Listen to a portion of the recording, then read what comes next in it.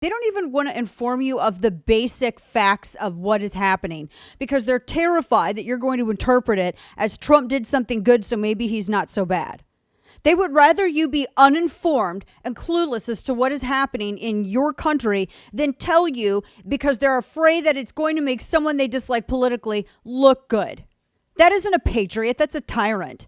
That is an un-American tyrant. And that's how our media is behaving. Oh, please get mad at me. Please write a million think pieces about this. Oh my gosh, I beg you. I am here all day. So they've also ridiculed Jared Kushner to the point of no return, basically. But I read it there.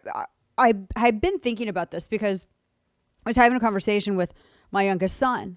And he was talking to me about, why aren't they, he was saying something like, well, why aren't there any farmers like I read about that now go and serve in government? And now it's all like professional people in DC. And I'm like, yeah, well, because that's what the people who are obsessed with being part of the ruling class want to stay that way. And so they want to make it to where no one else can represent their area's interest in government. And that's kind of like what it's become. And when you had Trump and Jared Kushner and everyone else go in there, first off, they were disliked because they're nouveau riche. And that's the blue blood, snotty, hereditary. If you want to talk about old money and generational wealth, it's mostly blue state or Democrat voters that live in the Northeast, and they go to the Hamptons and they have vacation homes and they do all of this garbage. It's mostly those people. That's where it's centralized. Oh, and in San Francisco with like the Getty and the Pelosi families and Gavin Newsom's family and everybody else. I mean, they're all intertwined.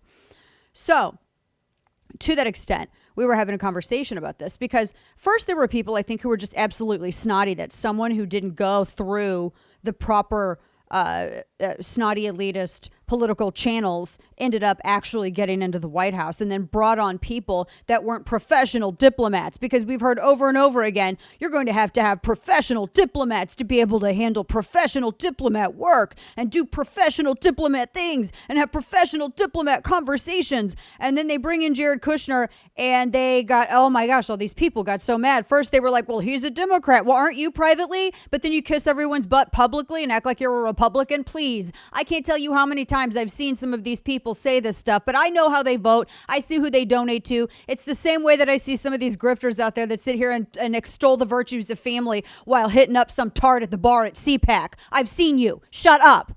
So all of this is how it always has been. And so when you have Kushner and these other people who have not been in these elected positions and they come in outside of the electoral sphere, they are suddenly sitting at a table that all of these professional people have tried to keep very uncrowded. They have tried to make it to where not a lot of people can sit at their table, and they really want to make it look as though, well, you can't understand how the sausage works or how the sausage is made. You can't understand how it's made. We're not going to show you because it's very difficult and only people like us can do it. Well, all of this proved that everything that we've ever heard about how DC operates is bunk. Every single thing, as if you didn't learn it with Reagan, a guy who came in from Hollywood.